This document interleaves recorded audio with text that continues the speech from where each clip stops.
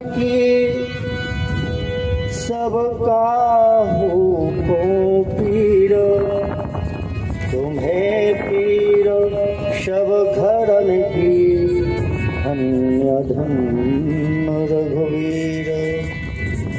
सब द्वारों को छोड़कर आया तेरे द्वार, मोरी ओर निहारियो कौशल्या जी की लार। राधा मेरी माँ तो है, पिता मेरे घन श्याम, इन दोनों के चरण में बारंबार प्रणाम। समस्त भक्तगण, माता बहने, बच्चे, आज भगवान श्री हरि का जो महापुराण श्रीमद् भागवत महापुराण, उसका द्वितीय दिवस कल आपने भगवान की कथा का महत्व श्रवण किया। भागवत महापुराण का क्या महत्व है? कहा श्रीमद् भागवत वार्ता प्रेत पीड़ा विनाशिनी, गर्जनाम मुक्तिदाताभ्यम। कहा गर्जना करती है कि जो भगवान के चरणों में सच्चे श्रद्धा और भक्ति भाव से अपने मन को लगा लेता है, निश्चित रूप से वह मुक्त हो जाता है। क्योंकि इस धरातल पर प्रत्येक जीव अपने कर्म के कारण आता है और कर्म क्षय हो जाने पर चला जाता है। प्रत्येक मनुष्य निश्चित रूप से एक निश्चित आयु लेके आया है। हम विचार करें, कहा कल ही तो उनसे बात हुई थी, आज वो चले गए, तो उनका समय इतना ही था। कल मैंने बताया था कि आप केवल किराए के घर में आए हैं और जिस समय आपका समय पूर्ण हो जाएगा, एक क्षण की देरी निकलेगी और जहां जिसकी जैसे मृत्यु लिखी हुई है वो निश्चित होके रहेगी। एक क्षण की देरी नहीं होगी, आप कितना भी प्रयास कर लीजिए। कहते हैं एक बार एक कबूतर था और अचानक यमराज आके सामने खड़े हो गए।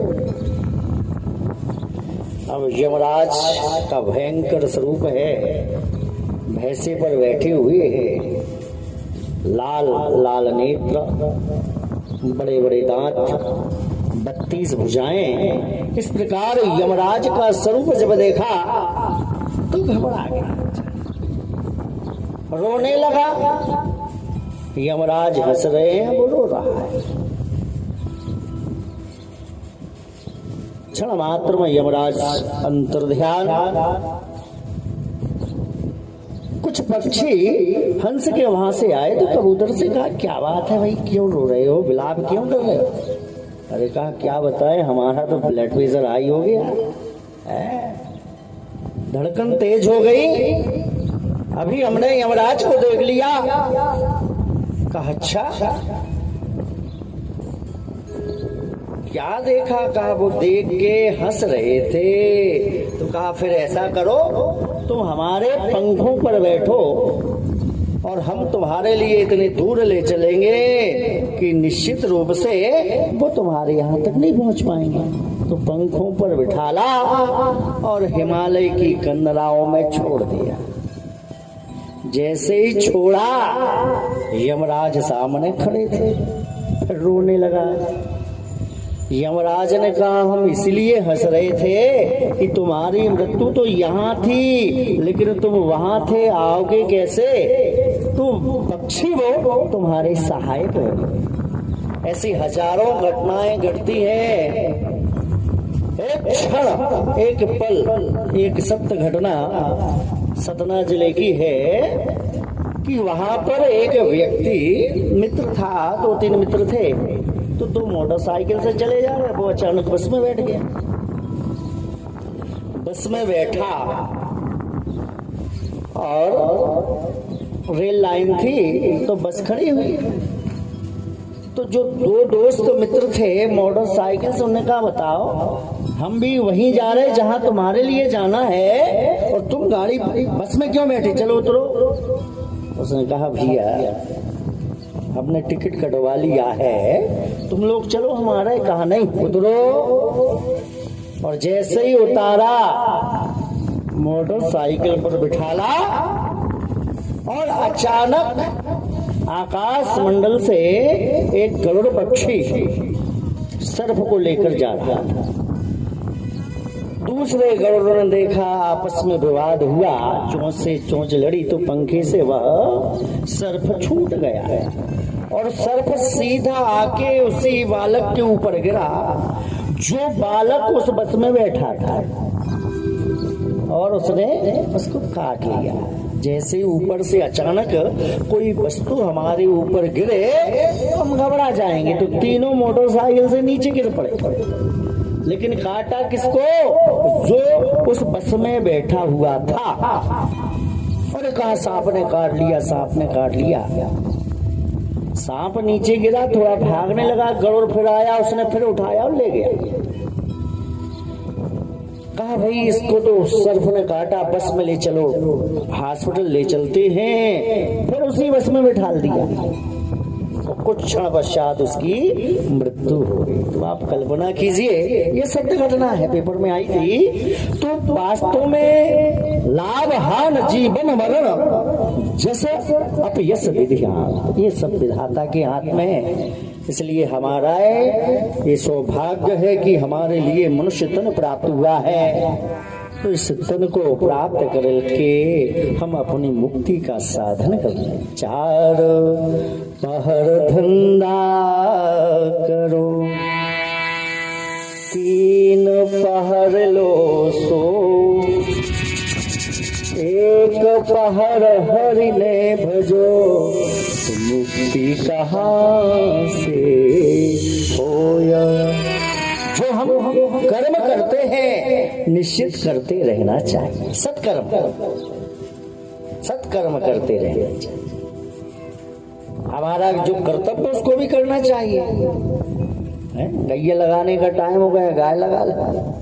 भैंस को टाइम होगा, भैंस लगा ले।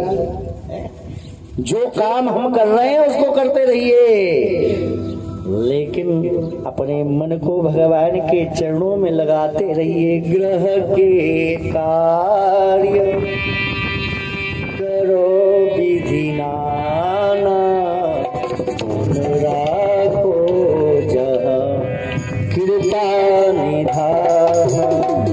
ग्रह के कार्य करो विधि नाना, मन राखो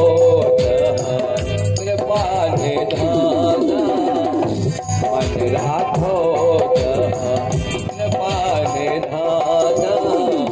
मन राखो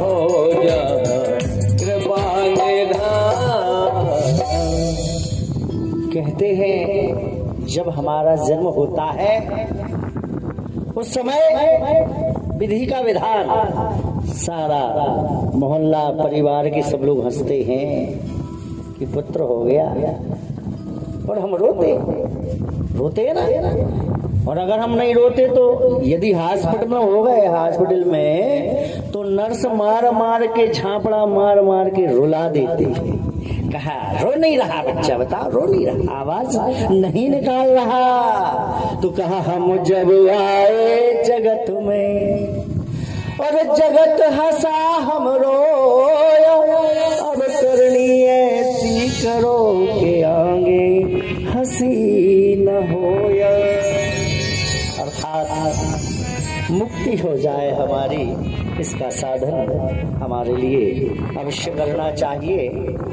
जीवन में थोड़ा सा समय निकाल के भगवान के चरणों में अपना मन लगाते हुए भजन अवश्य करना चाहिए, जिससे कल्याण हो जाता है। आज सोनकादि 88,000 ऋषि श्री सूत जी महाराज से निवेदन करते हैं, कहा परमात्मा स्वरूप सर्वज्ञ, कर्तुम अकर्तुम अर्थता अन्यथा कर्तुम पर ब्रह्म परमात्मा के अंश हम आपसे निवेदन करते हैं कि अर्थात कहा सुखदेव जी महाराज ने भागवत परीक्षित जी को ही क्यों सुनाई, भाई किसी और को सुना देते, क्या आवश्यकता न पड़ी। तो भागवत का जो महापुण्य है वह सुखदेव जी महाराज लेके परीक्षित जी के यहाँ क्यों पहुंचे। क्रम श्रेया, इसका श्रेय क्या है, क्यों कारणम, कर्म क्या है, भगवान के अवतार किस हेतु होते हैं, भगवान के कितने अवतार होते हैं, ये 6 प्रश्न करिए। कहा सूत जी कहते हैं सोनकादि 88,000 ऋषियों से कि थोड़ा सा परीक्षित जी का परिचय तो जान लीजिए आप। परीक्षित जी हैं कौन, परीक्षित जी का परिवार कैसा है। कल मैंने आपको श्रवण कराया था कि संसार में 2 ही व्यक्ति ऐसे हुए, एक सुखदेव जी महाराज जिनके लिए भगवान ने गर्भ में ही दर्शन दे दिया, और दूसरे परीक्षित जी महाराज जिनके लिए गर्भ में ही जाके भगवान ने दर्शन दिया और परीक्षित जी की रक्षा की, अश्वत्थामा के ब्रह्मास्त्र के द्वारा रक्षा की। ये त्रिवेणी है, त्रिवेणी जैसे प्रयागराज में गंगा यमुना और सरस्वती, वैसे ही ये त्रिवेणी है। बद्रीनाथ सरस्वती तट पर व्यास जी ने रचना की थी, और श्रवण कहाँ कराई, कहा गंगा जी के स्थल पर, गंगा जी के स्थल पर परीक्षित जी को श्रवण कराई। और कहा किनकी लीलाएं हैं, भगवान कन्हैया की, तो यमुना तट की पूरी लीलाएं श्रवण कराई। तो ये भागवत जी भी त्रिवेणी है, जैसे तारणी त्रिवेणी माता गंगा यमुना सरस्वती होती है, वैसे ही त्रिवेणी इसमें भी गंगा यमुना और माता सरस्वती का संगम है। अब परीक्षित जी का जन्म कहते हैं सबसे पहले कुरुक्षेत्र में भयंकर युद्ध हुआ। बालकाल से ही पांडव और कौरव का आपस में थोड़ा सा विवाद चलता रहा। दुर्योधन था, खल था, वो चाहता था कि ये 5 पांडव मर जाएं तो ठीक रहे। सबसे ज्यादा अधिक घृणा करता था भीम से, क्योंकि एक बार 100 कौरव एक वृक्ष पर चढ़ गए और भीम ने क्या किया, वृक्ष को पकड़ के हिला दिया। जैसे ही वृक्ष को हिलाया तो 100 पुत्र के 100 टप टप टप टप जैसे बेर टपक जाते हैं, सब नीचे गिरे। किसी का हाथ टूटा, किसी का पैर टूटा, कोई छुल गया, किसी की नाक टूट गई। तो बड़ा क्रोध आया। कहा बताओ, अकेला ही हम सबको मारने में सक्षम है, और ये बना रहेगा तो हमारा राज्य में निश्चित रूप से खतरा हो जाएगा। और वास्तव में गद्दी की तो सबको पड़ी रहती है, कुर्सी हमारी छिन बस ना पाए, चाहे कुछ भी हो जाए। आज भी अभी चुनाव चल ही रहा है, सब अपने अपने स्थिति में लगे कि हमारी गद्दी, हमारी कुर्सी छिन न जाए। आदि काल से ऐसा चला आ रहा है। कोई भी जब यज्ञ करता था, अश्वमेध यज्ञ, तो बेचारा इंद्र भी घबरा जाता था। ऐसा ना हो कि 100 यज्ञ पूर्ण हो जाए और हमारी कुर्सी चली जाए। तो कुर्सी का तो बड़ा मोह है, प्रत्येक व्यक्ति के लिए कुर्सी का बड़ा मोह होता है। ऐसे ही दुर्योधन ने विचार किया कि इसको नष्ट कैसे किया जाए। तो भीम थोड़ा सा खाने में भोजन के बड़े प्रेमी थे। कुछ भी खिला दो, कितना भी खिला दो, खाते जाते थे, ग्रहण करते जाते थे। तो जहर मिला के लड्डुओं में जहर मिलाकर भीम के समक्ष रख दिया गया। भीम जैसे ही लड्डुओं को खाना प्रारंभ किया, एक टुकड़ियां लड्डू खा गए। एक टुकड़ियां लड्डू खाने के बाद जब जहर का प्रभाव पड़ा तो इनको नींद आने लगी। अचेतन अवस्था में बेहोश होने लगे। उसी समय कौरों ने पकड़ के यमुना जी में फेंक दिया। जैसे ही कुंड में फेंका, कुंड के अंदर चले जा रहे हैं। वह कुंड सीधा पाताल से संबंध रखता था। जैसे ही पहुंचे तो नाग लोग तक पहुंचते पहुंचते हजारों नागों ने काटा। कौन आ रहा है? जैसे ही काटा तो कहते जहर से जहर मरता। जहर की काट जहर ही होती है, लेकिन आप लोग प्रयास नहीं करना। कि हमने पहले जहर पी लिया और फिर कहा सांप को ढूंढ के कटवा लिया। ऐसा नहीं करना। तो वास्तव में हुआ क्या, आज हजारों नागों ने एक साथ जब काटा तो इनका जहर उतर गया, होश में आ गए। फिर तो इनने सोचा कि ये क्या है, तो गाजर मूलियों की तरह सर्पों को पकड़ पकड़ के तोड़ने लगे। हल्ला मच गया पूरे नागलोक में। कोई भयंकर राक्षस आ गया और पूरा नागलोक ही नष्ट कर देगा। नागराज आए, अरे ये तो था हमारा वनेज है, भीम है। बिठाला, स्वागत सत्कार किया और अमृतमय एक खीर का कटोरा दिया।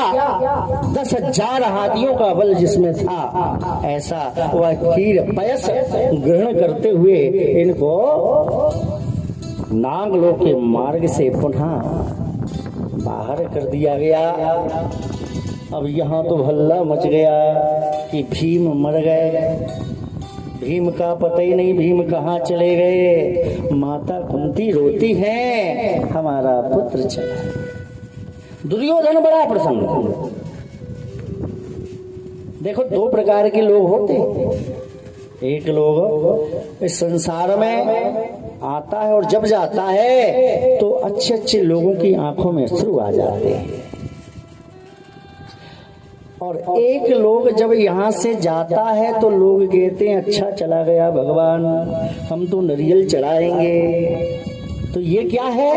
ये केवल आपके कर्म का प्रभाव है। आपने कैसे कर्म किए, सत्कर्म करोगे तो लोग आपकी प्रशंसा करेंगे, और पापाचार दुष्कर्म करोगे तो निश्चित रूप से लोग हमारी निंदा करेंगे। क्योंकि जाना तो सभी को है, जब जिसका टाइम आ गया तो जाना पड़ेगा। भाई आप कितो रिश्वत दो, कचू करो, यमराज की लाना भी न मान, जाने तो पड़े है। लेकिन हम जब जाएं तो अश्रुपात हो लोगों की आंखों में, ऐसा कर्म करते हुए जाएं तो अच्छा है। ले जन्म क्षण भंगुर जगत में, ले जन्म क्षण भंगुर जगत में, कौन मरता है नहीं। ले जन्म क्षण भंगुर जगत में, कौन मरता है नहीं। मरना धन्य उन्हीं का है, वीर मरते हैं। मरना धन्य उन्हीं का है, वीर मरते हैं। जो अच्छा बुरा बस नाम ही, अच्छा बुरा बस नाम ही, रहता सदा इस लोक में। धन्य है उनके लिए दीन हो सज्जन शोक में। धन्य है उनके लिए दीन हो सज्जन शोक में। वास्तव में धनवान वही है जो जिनके जाने के बाद मनुष्यों के नेत्रों में अश्रु आ जाए। आज दुर्योधन ने तो विशाल तेरहवीं की, विशाल बड़ी प्रसन्नता पूर्वक कोई तो कुक नहीं, 56 प्रकार के व्यंजन बनने दो। भीम की 13वीं है। अब भीम बेचारे जैसे ही यमुना जी के तट के किनारे खड़े थे तो बहुत से बाबा संत महात्मा सब तैयारी कर रहे थे 13वीं में जावे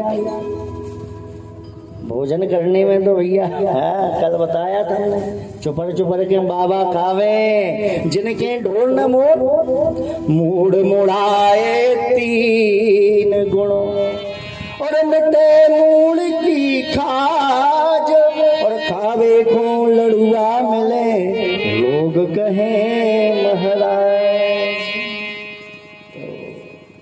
आज सब संत मंडली अपने शरीर में राख वाख चंदन वंदन पूत पाद के जा रहे हैं। भीम ने देखा कहाँ जा रहे हैं, गुरु बाबा कहाँ जा रहे हैं?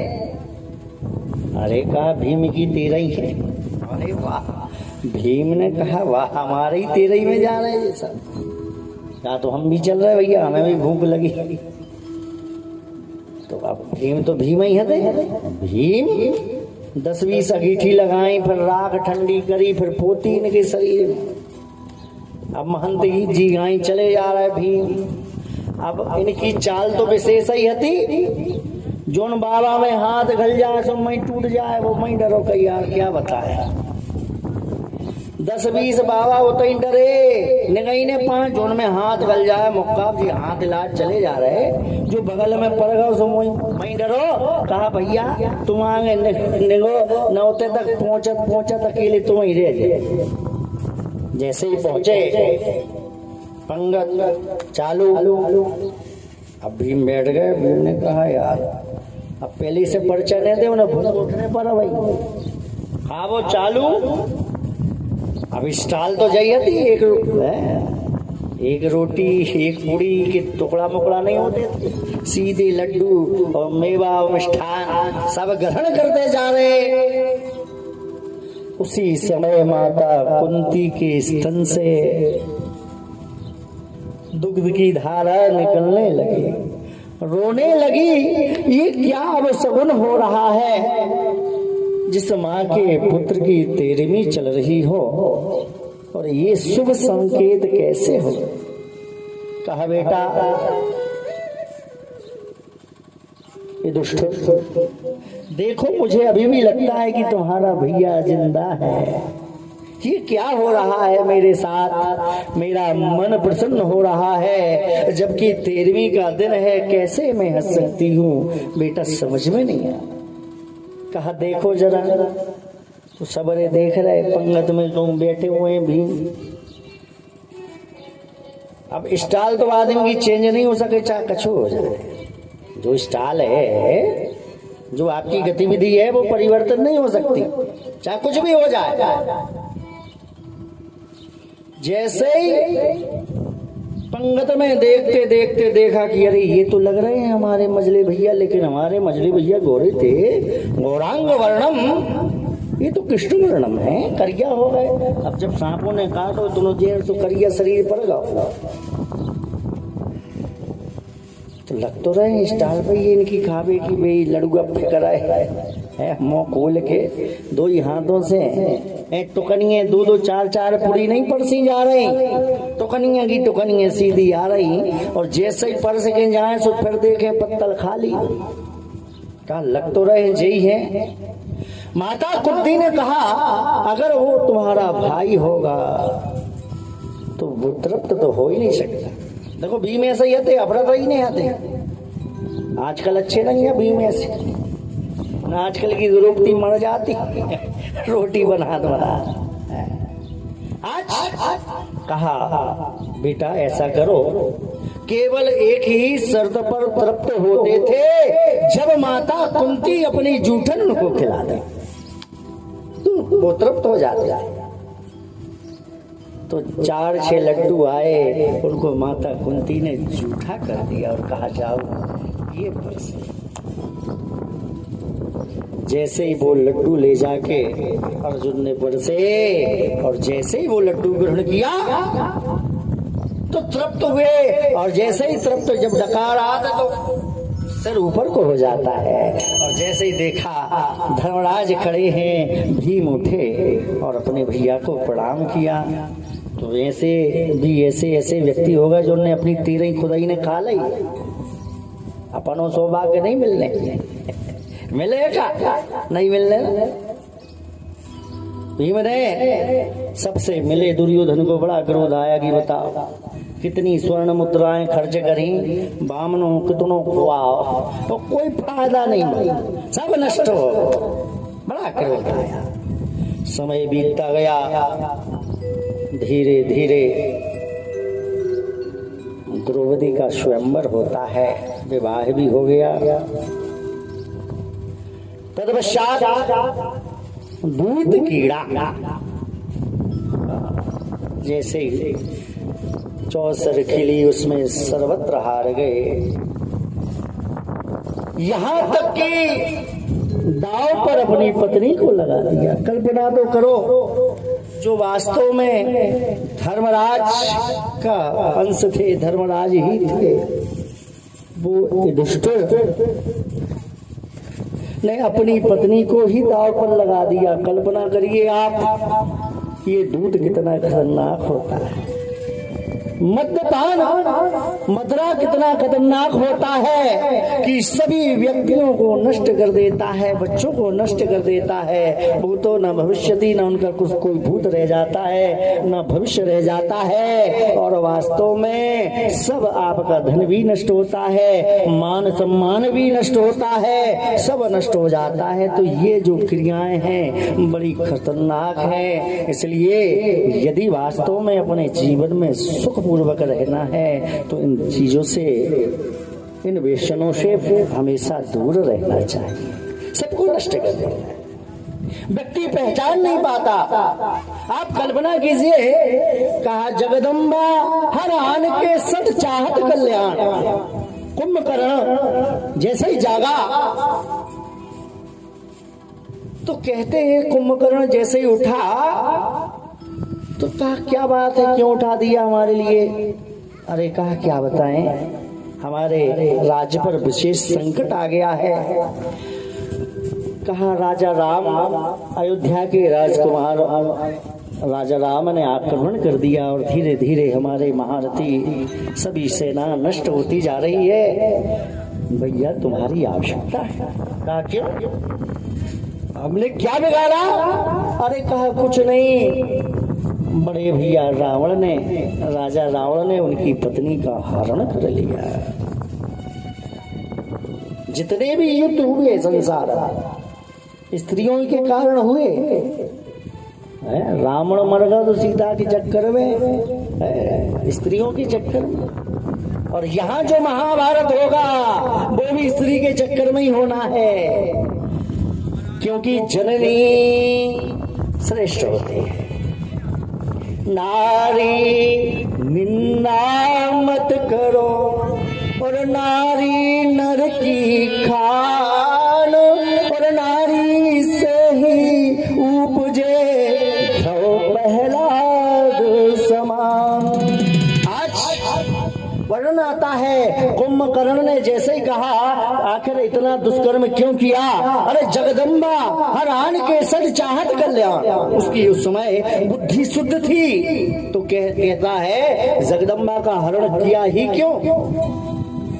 रावण ने सोची विभीषण तो चलोगा और जोर चलोगा तो आज ही हो जाए पूरा युद्ध खत्म। राम जी की शरण में यदि ये चला गया तो आज ही युद्ध शांत हो जाएगा। इसलिए रावण मांगे कोट घट महे और महेश ने, रावण ने करोड़ों घट का मटका शराब रख दी और महेश भैंसा रख दिए। तो जैसे ही मांस का भक्षण किया और मदरा का सेवन किया तो गर्जा वज्रा घात समाना गर्जने लगा और जाकर जिन राम की तारीफ कर रहा था, माता जानकी को जगदम्बा का स्वरूप मान रहा था, आज वही कुंभकर्ण जाकर राम जी से लड़कर मारा जाता है। कल्पना कीजिए ये नशा कितना खतरनाक होता है। नशा बड़ा खतरनाक। एक भैया जी पी के आए और घरे आए, बाहर भैंस बंधी भैंस की पूंछ पकड़ी, कई काय पप्पू की बाई है, आज एक चुटैया काय है तुम्हारी, रोज तो दो होती, आज एक काय है। तो बताओ भैंस में और है पप्पू की माता जी में अंतर भूल जाता। नशा इतना खतरनाक होते, इसलिए भैया नशा मत करो। यदि जीवन भगवान ने दिया है तो सत्कर्म करते हुए अपना पूर्ण जीवन सुरक्षित जियो। आज आप लोग सुनते हैं, जहां देखते हैं, कहा भैया फोर लाइन पर एक्सीडेंट हो गया। 90% एक्सीडेंट किनके होते हैं? जो नशा में चूर, जो नशा से मुक्त रहता है वो सुरक्षित रहता है। धन, ऐश्वर्य, वैभव और आपकी इज्जत सब बची रहती है यदि नशे से दूर हो। इसलिए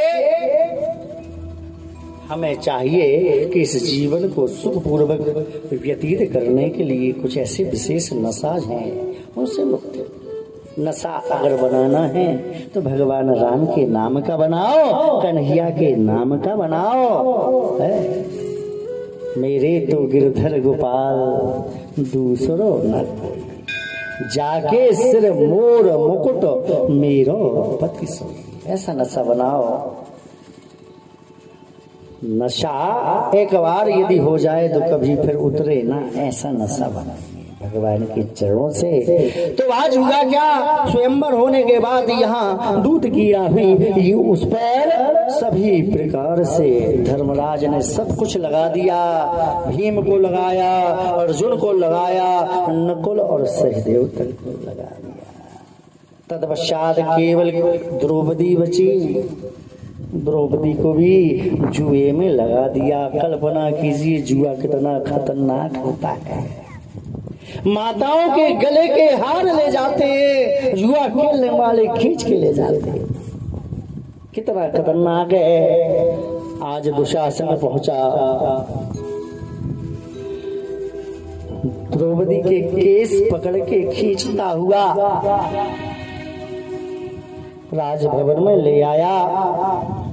द्रौपदी चिल्ला रही है। सबसे पहले द्रौपदी का बल, पत्नी का बल कौन होता है? पति होता है। विवाह के उपरांत पति का बल होता है। माताओं की किसी से लड़ाई हो जाए तो आज आंधे दादा हूं पर बताओ तुम बहुएं लड़ पड़े कहूँ तो भाई अब रुक जा, आज आंधे दादा हो पता चल जाए तुम्हें। तो किसका बल होता है? अपने पति का। पति का बल होता है तो पतियों की तरफ द्रौपदी देखती है। पति नतमस्तक हो जाते हैं, अपना चेहरा नीचे को कर लिया। जब पति का बल प्राप्त नहीं हुआ तो किसकी तरफ देखते हैं? अपने पूर्वजों की तरफ देखते हैं। आज द्रौपदी किसको देखती है? भीष्म पितामह की तरफ देखती है, धृतराष्ट्र की तरफ देखती है। सब नीचे को मस्तक लिए। धृतराष्ट्र तो अंधी थे वैसे भी। तदपश्चात अपने गुरु की तरफ देखती है द्रोणाचार्य, कृपाचार्य, सबकी तरफ देखा, कोई बल प्राप्त नहीं हुआ। तो फिर तो किसको पुकारा? गोविंद को कहा अपबल, तपबल और बाहुबल, चौथो बल है दाम। अंत समय को काम नावे, हरे को हरि नाम। सुनेरी मैंने निर्बल के। द्रौपदी पुकारती है सुंदर भजन के माध्यम से। सुने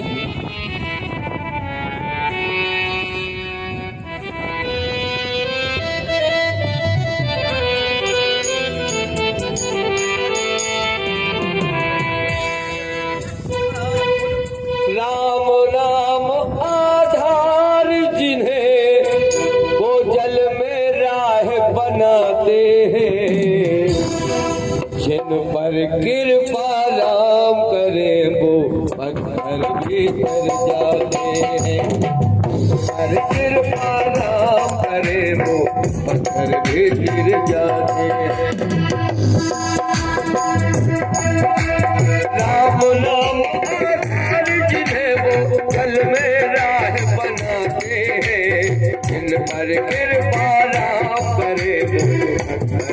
फिर जाते। बोलो राम राम राम।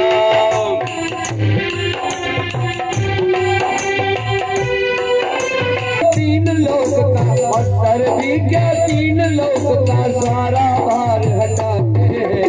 तुम्हारी कृपा राम पत्थर भी गिर जाए। आज द्रौपदी ने जब सब बल देखा, अपना बल, सबका बल, भुजाओं का बल, धन तो कुछ था ही नहीं, तो तुरंत द्रौपदी भगवान कन्हैया का याद करती है और कन्हैया को पुकारती है, दोनों अपने ऊपर हाथ करते हुए श्री कृष्ण गोविंद हरे मुरारी, हे नाथ नारायण वासुदेव। श्री कृष्ण गोविंद हरे मुरारी, हे नाथ नारायण वासुदेव।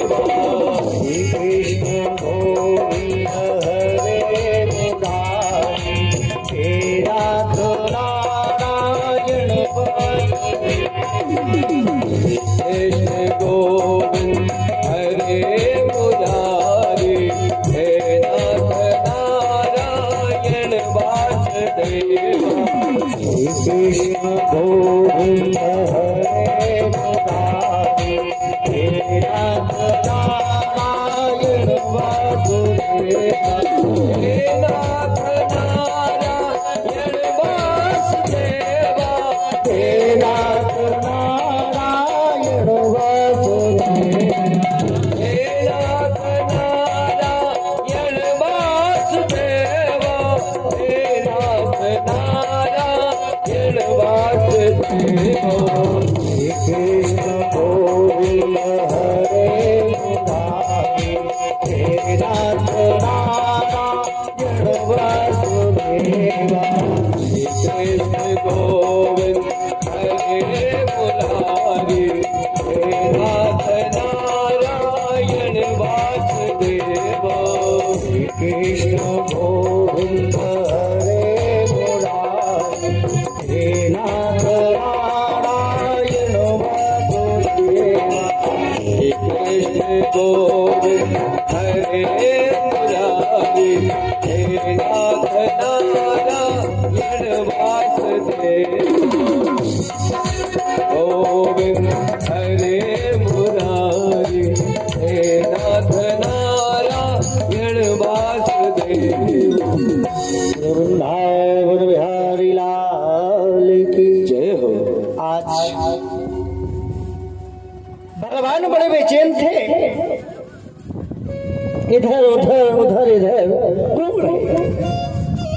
रुक्मणी जी हाथ जोड़कर खड़ी है, कन्हैया क्या बात, इतने दुखी क्यों हो, व्यथित क्यों हो, क्या किम कारणम किम प्रयोजनम, आखिर है क्या? कन्हैया कह रहा है, आज हमारी बहना की साड़ी खींचने वाली है। आज हमारी बहन बहुत कष्ट में पहुंचने वाली है। भगवान कन्हैया, जब आपको पता है कि कष्ट आने वाला है, तो आखिर आप जा क्यों नहीं रहे? कहा नहीं, जब तक वो हमारे लिए बुलाएगी नहीं, हम जाएंगे नहीं, चाहे कुछ भी हो जाए। भगवान जो है मेरे नाम पर, मैं हूँ उसके काम पर, और जो है अपने काम पर, मैं हूँ अपने धाम पर। पता था भगवान कन्हैया को कि ये कष्ट आने वाला है, अंदर से बड़े बेचैन, परंतु जाएंगे कब? जब बुलाएंगे। एक बार यहाँ तक कि नंद बाबा को एक अजगर ने लपेट लिया, अजगर दबा के रखा है। जितने भी नंद बाबा के आजू बाजू थे सब मार रहे अजगर के लिए, परंतु अजगर छोड़ नहीं रहा। और कन्हैया देखकर हंस रहे बैठे। नंद बाबा ने देखा, देखो सब हमें बचा रहे और जो बेटो है हम मोड़ा देख तक नहीं रहा, हंस रहा, खड़ो खड़ो। तो भगवान तो ऐसे ही है कि बाप काय ना होए, जब तक तुम भूले होने हम जेहने चाहे कुछ हो जाए। और एक बार आप बुला के तो देख, हाँ मन की तरंग मार ले फिर हो गया भजन। आज जैसे ही नंद बाबा कहते हैं, अरे कन्हैया मैं तेरी शरण में हूँ, बचा मुझे बचा। भगवान उठे, पैर का प्रहार किया, अजगर उछड़ के मार। तो भगवान तभी आपके पास आएंगे जब आप उनके लिए बुलाओगे। बिना बुलाए भगवान किसी के पास जाते नहीं, चाहे वो माता हो, पिता हो, भाई हो, बंधु हो, बहन हो, कोई भी हो। तो द्रौपदी ने जब तक नहीं पुकारा तब तक गए नहीं, बेचैन थे। लेकिन जैसे ही पुकारा तो क्षण मात्र की देरी ना करते हुए दौड़े। गरुड़ महाराज दरवाजे में खड़े गई, बैठो हम लोग आ चल रहे। कहा नहीं, जितनी शीघ्रता से मुझे पहुंचना है तुम में सामर्थ्य नहीं है। गरुड़ को धक्का मारा और दौड़े। और भगवान का वह स्वरूप कहते हैं, कभी कहता है साड़ी में ही नारी है कि नारी ही की साड़ी है। भगवान ने इतनी साड़ियां प्रकट की कि दुशासन जिसकी भुजाओं में 10,000 हाथियों का बल था, थक गया, गिर पड़ा। लेकिन भगवान की बहन की लाज, भगवान ने लाज बचाई। तत्पश्चात 12 वर्ष का वनवास हुआ, एक वर्ष का ज्ञातवास, उसमें भी बहुत से कष्ट पांडवों ने झेले। इसके पश्चात महाभारत का युद्ध, भगवान शांति का संदेश लेकर भगवान विचार करते रहे कि ऐसा युद्ध ना हो पाए तो ठीक है, लेकिन विधि का विधान। भगवान गए, शांति दूत बन गए। दुर्योधन ने सब बात अस्वीकार कर दी, यहाँ तक कि 5 गांव मांगे, फिर भी मना किया। भगवान ने अपने विराट रूप का दर्शन भी कराया। तत्पश्चात वृंदावन बिहारी नारायण श्रीमन नारायण नारायण नारायण भजमन नारायण नारायण नारायण भजमन नारायण नारायण नारायण भजमन नारायण नारायण नारायण भजमन नारायण श्रीमन नारायण नारायण। आज युद्ध का प्रारंभ हुआ। युद्ध चलते चलते अनेक महारथी रथी सब वीर गति को प्राप्त। युद्ध में पांडव सेना कम मर रही, कौरव सेना अनेक योद्धा मारे गए। कुछ समय पहले युद्ध प्रारंभ होने के पहले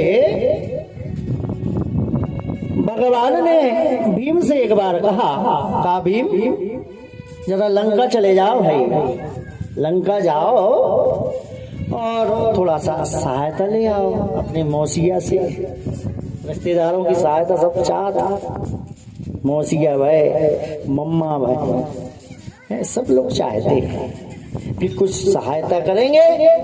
तो भीम गए, रास्ते में देखा एक वृक्ष की जड़ पड़ी हुई है, उपटा लगो। जैसे उपटा लगा तो उनको गुस्सा है कि बताओ आदमी इतनी से निकलत रहते हैं, इनको मन से नहीं लगे इनको जड़ को काट के फेंक दे एक तरफ। तो अहंकार था और अहंकार तो भस्मीभूतश्च, भगवान नष्ट कर देते हैं। जैसे ही उपटा लगा तो उन्होंने पैर के अंगूठे से उस जड़ को हटाने की चेष्टा की। इनको बहुत अहंकार, क्योंकि युद्ध होने के पूर्व दुर्योधन ने हजारों हाथी कुरुक्षेत्र में छोड़ दिए। तो भगवान ने कहा भीम क्या देख रहे हो, इनको अलग करो। और जैसे ही अलग किया, किसी की सूंड, किसी की पूंछ, किसी का कान पकड़ पकड़ के एक तरफ फेंके, तो इनको अहंकार हो गया।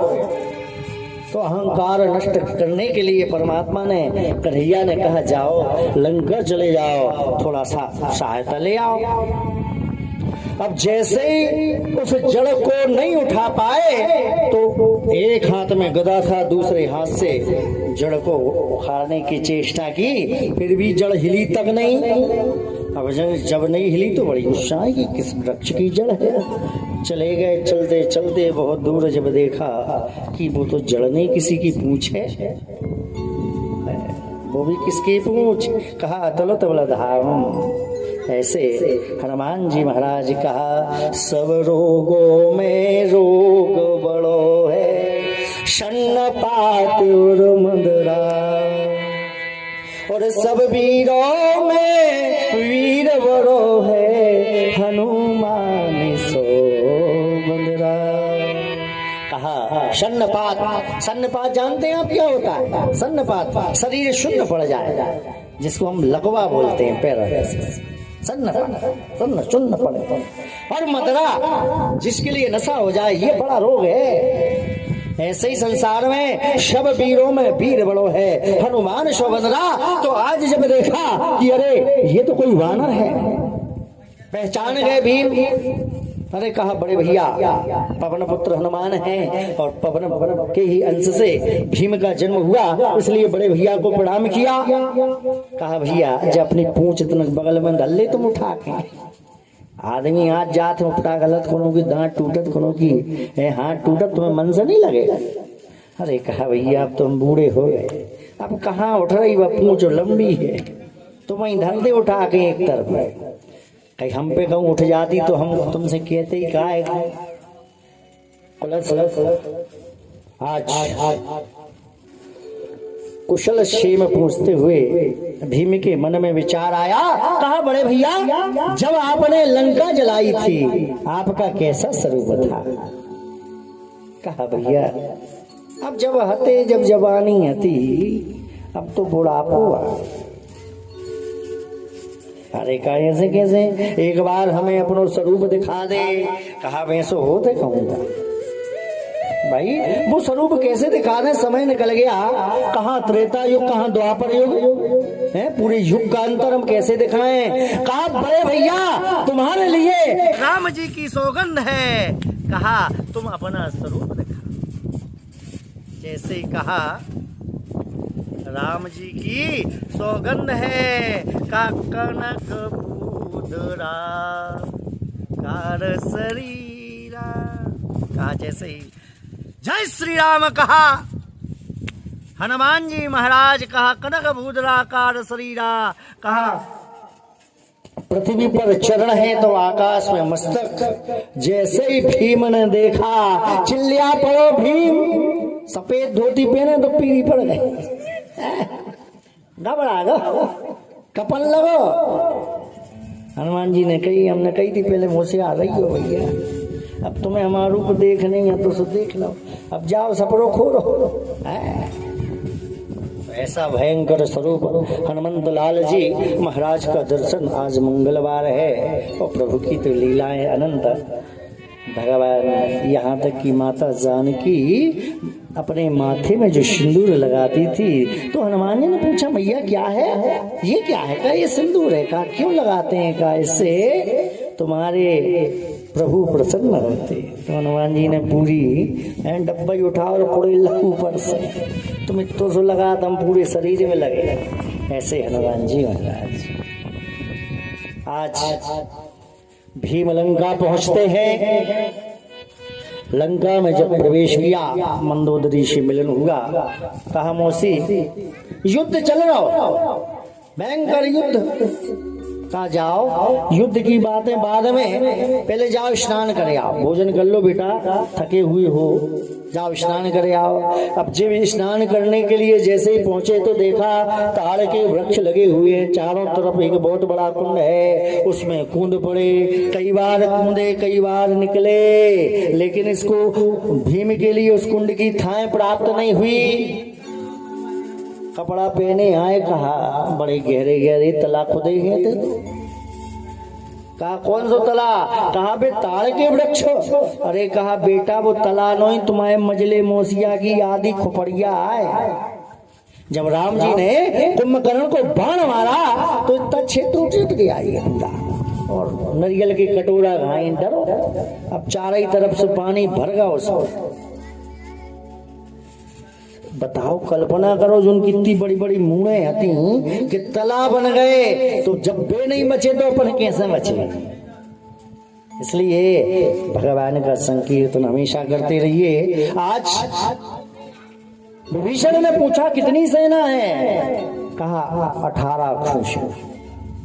कहा बेटा जितनी सेना तुम्हारी दो ही तरफ की है, जब तुम्हारे बड़े मौसिया युद्ध करने के लिए जाते थे तो केवल बाजे बजाते थे जने। जितने तुम्हारी दो ही तरफ से योद्धा लड़ रहे हैं, इतने केवल बाजे बजाने वाले थे। भीम का अहंकार शांत हुआ। भीम वापस युद्ध चलते चलते चलते एक दिन दुर्योधन कहता है, हे भीष्म पितामह, आप तो पांडवों को मार ही नहीं रहे, अपनी पूरी सेना मरी जा रही। हमारे खजाने कितने भैया मर गए, आपको मन से नहीं लग रही। भीष्म प्रतिज्ञा करते हैं। भीष्म प्रतिज्ञा में तो प्रवीण थे। सबसे पहले प्रतिज्ञा इनने अपने पिता के लिए की थी। सबसे पहले प्रतिज्ञा इनने अपने देवव्रत ने, जब इनका युवा अवस्था आई और गंगा माता तो चली गई थी, शांतनु के लिए सत्यवती से प्रेम हुआ। अब जो वही नाव में घूमत रहे, लेकिन कुछ बताए नहीं। जब कुछ बताए नहीं, एक दिन मंत्री से देवव्रत ने पूछा, आखिर क्या बात है, हमारे पिता किस कारण से दुखी है? कहा प्रेम का कारण है। आज क्या बात है? सत्यवती के घर पहुंच गए देवव्रत और सत्यवती के पिता से कहा, तुम अपनी पुत्री का कन्यादान कर दो हमारे पिता। ऐसे ऐसे लड़का हो गए कि अपने पिता बाप को ब्याह करवा तैयार। कहा विवाह कर दो। कहा नहीं। कहा क्यों? कहा कारण तुम ही हो, तुम जवान हो, विवाह कर भी देंगे तो राजा तो तुमको ही बनना है। जो हमारी पुत्री के द्वारा संतान उत्पन्न होगी वो तो तुम्हारी नौकर रहेगी। कहा नहीं, मैं प्रतिज्ञा करता हूं जीवन भर कभी राजपाट का उपभोग ना करूंगा। कहा ठीक है, तुम राजा ने बनो, लेकिन तुम भी जवान हो गए, भाई ब्याह होगा, वो पहले तुम्हारे तो बाल बच्चे हो गए, सुबह राजा बन जाए। तो कहा मैं प्रतिज्ञा करता हूँ आजीवन ब्रह्मचारी। कल्पना कीजिए, जो अपने पिता के सुख के लिए हस्तिनापुर जैसे राज्य का त्याग कर देता है, वही तो पुत्र है। आजकल तो केवल एक एक बेटिया की जगह के लिए भैया भैया में कतरना मार रहे, फेंका को मार के सुनो, अब तुमने हमारी मेड़ बखर रही, तुमने टांग काट ली तुम्हारी। कल्पना करो आप कितना। इसलिए आज उन भीष्म पिता की कथा श्रीमद् भागवत महापुराण के साथ चल रही है, और हम मर जे हैं वहां कछू ने चल काय से कि अपन ने कछू कर्म ही नहीं करे ऐसे कि अपनों चले कछू। आज हुआ क्या? ऐसे भीष्म पितामह जिनने अपने पिता के सुख के लिए सब कुछ त्याग कर दिया, आज भीष्म पितामह से दुर्योधन कहता है कि आप तो कुछ कर ही नहीं रहे। तो भीष्म पिता ने कहा चलो मैं प्रतिज्ञा करता हूं, कल एक पांडव को निपटा दे। 5 में से 4 बचे, प्रतिज्ञा कर ली। द्रौपदी रोने लगी, कन्हैया कल तेरी बहना विधवा हो जाएगी। कहा क्यों? कहा भीष्म पिता ने प्रतिज्ञा कर ली, अब एक मरे चाहे 5 ही विधवा तो हो जाए। तो कहा चलो ठीक है, चलते हैं, अपन कुछ उपाय करते हैं। जिस समय के बीच में भगवान द्रौपदी को मध्याह्न रात्रि में ठीक 12 बजे अपने साथ ले गए। ले जाते हैं साथ में और ले जाके उसी समय बोले वृंदावन बिहारी लाल की जय। ठीक उसी समय जिस समय दुर्योधन की पत्नी भीष्म पितामह को प्रणाम करने आती थी, ठीक 5 मिनट पहले भगवान द्रौपदी को ले गए। भगवान ने कहा तुम ये जो जूती पहने हो, कट कट की आवाज आ रही, समझे हैं सब, तो जूती उतारी भगवान ने अपने पीतांबर में बांध ली। द्रौपदी कहती क्या कर रहे हो ये?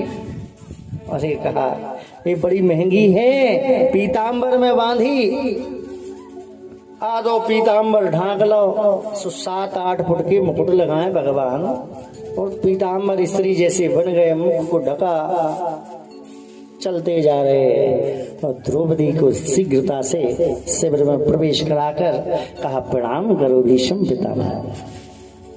जैसे ही द्रौपदी ने अपना मस्तक रखा, अखंड सौभाग्यवती भव, जैसे ही आशीर्वाद दिया द्रौपदी रोने लगी।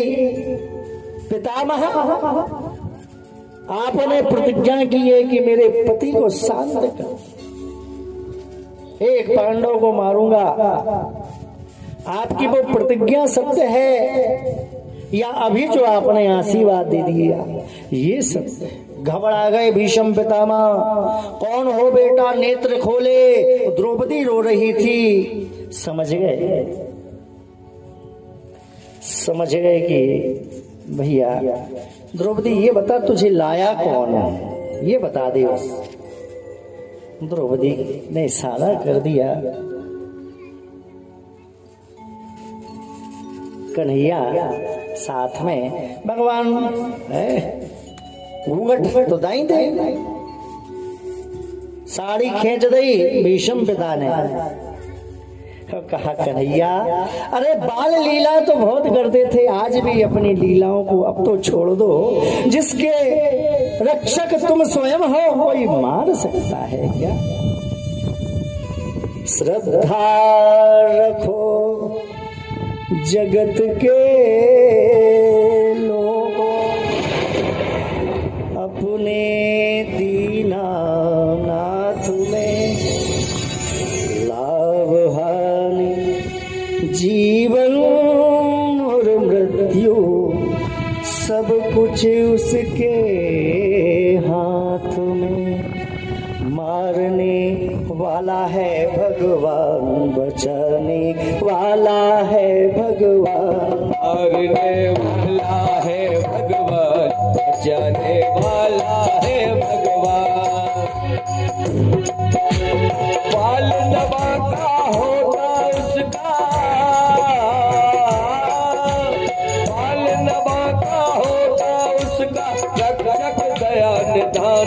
मारने वाला है भगवान, बचाने वाला है भगवान। मारने वाला है भगवान, बचाने वाला है भगवान। जल तले अग्नि आकाश पवन पर केवल उसकी सत्ता। जल अगन आकाश पवन पर केवल उसकी सत्ता। परीक्षा के बिना यहाँ पर हिल न सके बंदा। वो विनायक छाके भाई हिल न सके पत्ता। हिल न सके बंदा, उसी का सोचा यहाँ पे होता, उसी का सोचा यहाँ पे होता। उसकी शक्ति महान, मारने वाला है भगवान, बचाने वाला। मारने वाला है भगवान, बचाने वाला है भगवान। क्या सोचे रे मन की आशा, स्वार्थ बिना प्रीति दो। त्याग दो भाई फल की आशा, स्वार्थ बिना प्रीत जोड़ो। कल क्या होगा इसकी चिंता, जगत पिता पर छोड़। कल क्या होगा इसकी चिंता, जगत पिता पर छोड़ो। क्या होनी है क्या न होनी, क्या होनी है क्या अनहोनी, सबका उसको ज्ञान। मारने वाला है भगवान, बचाने वाला है भगवान। मारने वाला है भगवान, बचाने वाला है भगवान। मारने वाला है भगवान, बचाने वाला है भगवान। बाल नमा का होगा उसका, इसका रक्षक दयाल दान। मारने वाला है भगवान, बचाने वाला है भगवान। मारने वाला है भगवान, बचाने वाला है भगवान। बोले वृंदावन बिहारी लाल की जय हो। अरे कहा कन्हैया, जिसका रक्षक तू स्वयं है, एक भीषम पितामह क्या हजारों भीषम पितामह आ जाए, कुछ कुछ बिगाड़ सकते हैं क्या? लेकिन कन्हैया, तूने भी एक प्रतिज्ञा ली है कि युद्ध में शस्त्र नहीं उठाऊंगा। तू अब ध्यान रखना, तू अपना प्रतिज्ञा फिर से कर दे हैं। जो हरि शस्त्र ना कहाऊं, तो शांतनु सुत गंगा पुत्र ना कहाऊं। कल तुझे मैं देख लूंगा, चाहे कुछ भी हो जाए। आज घनघोर युद्ध हुआ, अर्जुन बाण चला रहे हैं भीष्म पिता के ऊपर, परंतु बाण लग नहीं। कन्हैया को क्रोध आ गया, कहा तुम तो जो खेल सो कर रहे हैं, दादा भतीजे दादा भतीजे, जो खेल न करो। अगर अर्जुन तू वध नहीं करेगा तो भीष्म पिता का वध मैं कर दूंगा।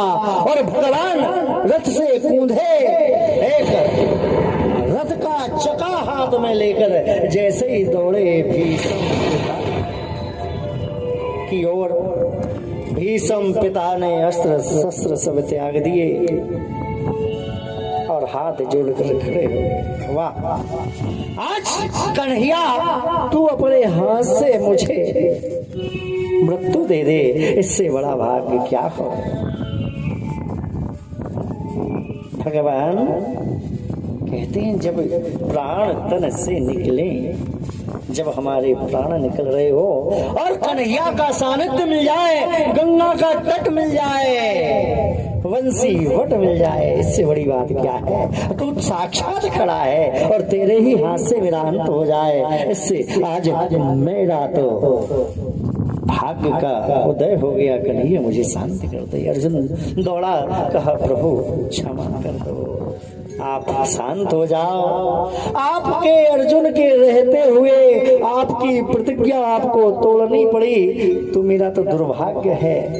प्रभु शांत हुए। तत्पश्चात भीष्म पिता मां बाणों की सैया पर समय बीता, युद्ध चलते चलते सब शांत। अभिमन्यु का भी वध हुआ। जब भीष्म पितामह बाणों की सैया पर, उसी समय द्रोणाचार्य ने चक्रव्यूह की रचना की। चक्रव्यूह की रचना कर डाली, अर्जुन को दूर भिजवा दिया। युद्ध करते करते अब चक्रव्यूह में प्रवेश कौन करे। अभिमन्यु कहता है मैं प्रवेश करना तो जानता हूं, लेकिन निकलना नहीं जानता। देखिए, ये बड़ी महत्वपूर्ण कथा है। गर्भाधान का भी मुहूर्त होता है। तत्पश्चात जब गर्भ में शिशु रहता है तो माता का क्या कर्तव्य होता है, उसका भी नियम है। वागवजी में लिखा है, युग्म तिथि में पुत्र का जन्म, अग्म तिथि में पुत्री का जन्म। तत्पश्चात कहा गर्भावस्था में जैसे मनोकामना माता पिता की होती है, वैसा जीव गर्भ में प्रवेश करता है। आज गर्भ में अभिमन्यु जी थे। सुभद्रा जी के लिए कहते हैं अर्जुन चक्रव्यूह की रचना का श्रवण कर। कैसे चक्रव्यूह की रचना होती है, कैसे प्रवेश किया जाता है। तो अभिमन्यु पेटाई में आते और सब सीख गए। दो भाई ऐसे हैं तो बहुत से, इसलिए गर्भ में यदि कोई जीव है तो हमारे घर का वातावरण बहुत अच्छा होना चाहिए। किसी भी प्रकार से पापाचार, दुराचार, अपशब्द इत्यादि ना हो, क्योंकि उस जीव पर उसका बड़ा प्रभाव था। अब मोड़ा ने जन्म लो, अपन ने खूब बेटा गाली दे दे, और उन्हें गाली देखो हमारा मोड़ा कितनी अच्छी से गाली दे लगा। और जब वो बड़े हो गए तुम्हें में दे थे गाली, सब भूल जाते। फिर ऐसा लगा कि बताओ कितना दुष्ट है। और जब छोटपन में जब सिखा रहे थे, जब अच्छों ने लगा है, दादा कोने पे बैठे कई जारे बीड़ी से लगा लिया। अब मोड़ा गाँव से लगावे तनक सुटरुआ गाओ, उन्हें कई यार बुझने जाए तो रास्ता ही में एक फूकू मार ले आकर दादा हम पकड़ा दे। अब दादा ने जब बीड़ी से लगावे मोड़ा पहुंचा तो वो सीखे भी वो नहीं। जैसे जेके बाप मतारी उनसे उनके लड़का, तो वास्तव में तेज था अर्जुन में, वैसा तेज अभिमन्यु में। गर्भ में चक्रव्यूह की रचना। ऐसा ही अष्टावक्र महाराज थे। अष्टावक्र महाराज के पिताजी मंत्र पढ़ रहे थे, वो जे पेट में थे, तो मंत्र इन्हें गलत पढ़ा था।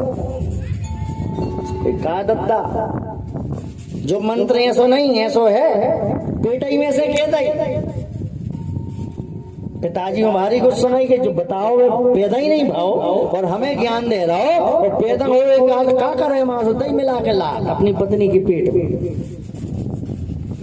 अब आप कल्पना कीजिए, बच्चा पुराण में लिखा हुआ है उल्टा लटका रहता है, नीचे की ओर सिर, ऊपर की ओर पैर, और जैसे ही लात मारी सो 8 टेढ़े हो गई।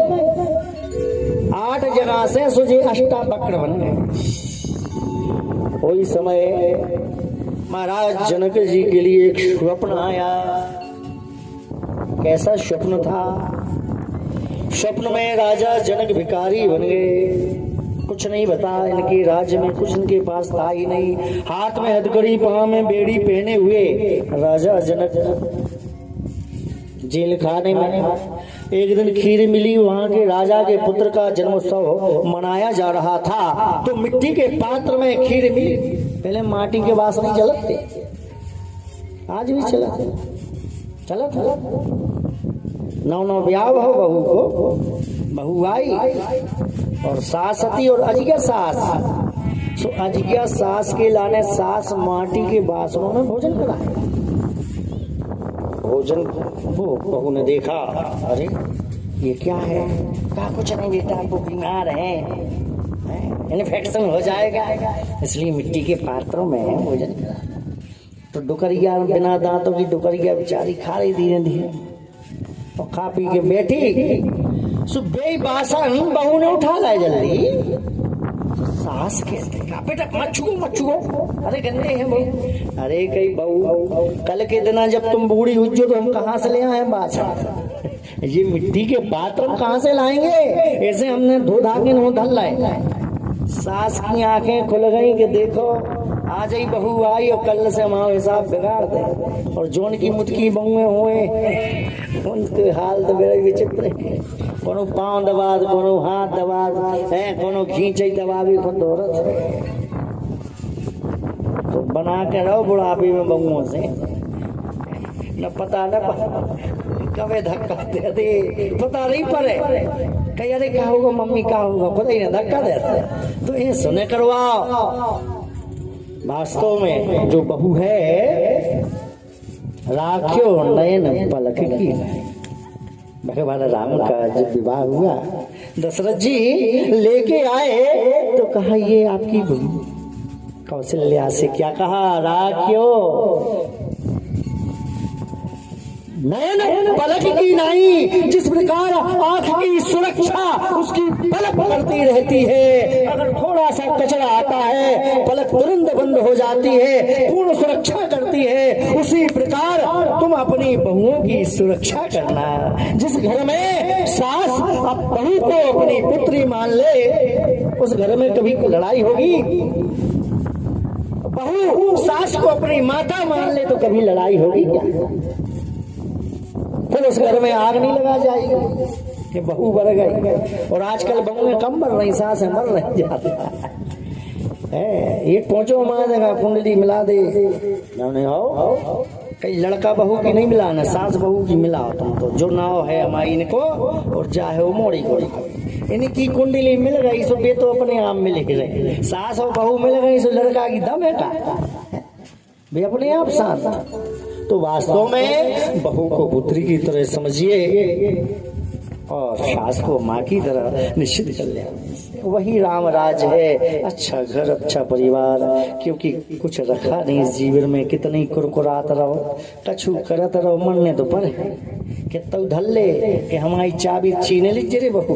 लुका लुका के अंदर सासे मनो जा ध्यान रखो, कबलों धरे रहो, कबलों धरे रहो। बड़ी विडम्बना है। कितौ धन कमाओ, कितौ कछु करो, लेकिन जोन दिना निपट जे हो ना तो बड़ी बड़ी विकट स्थिति बना। अब एक कथा सुनाते हैं छोटी सी। कहते हैं एक सेठ जी थे। सेठ जी बड़ा व्यापार, दिन रात खूब काम कर रहे। एक दिन एक उनके मित्र आए, कहा सेठ जी 11, 12, 13 के चक्कर में लगे रहे थे। एक आध दिन चलो कथा चल रही अच्छी महाराज की। महाराज की जब कथा सुना तो स्वर्ग की गेल दिखा लगा, रास्ता दिखा था। अच्छा ऐसी बात है तो चलो भैया, तो चलो थे मनोहर का बताएं। बड़ो एक दिना को नुकसान हो जाए हमारा।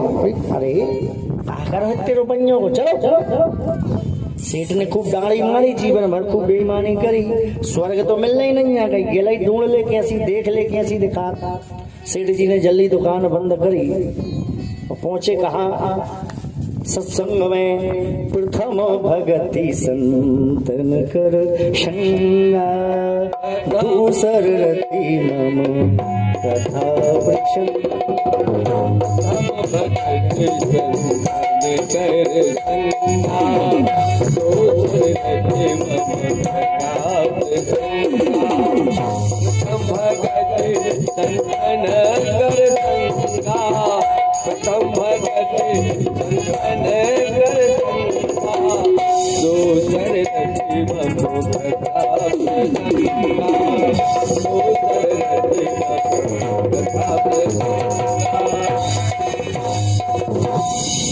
आज कहते हैं प्रथम भक्ति भगवान की सत्संग है, कथा श्रवण करना, सत्संग करना। तो सत्संग के लिए पहुंचा, इधर देखा उधर देखा, कहीं स्वर्ग की रास्ता दिखाई नहीं दी।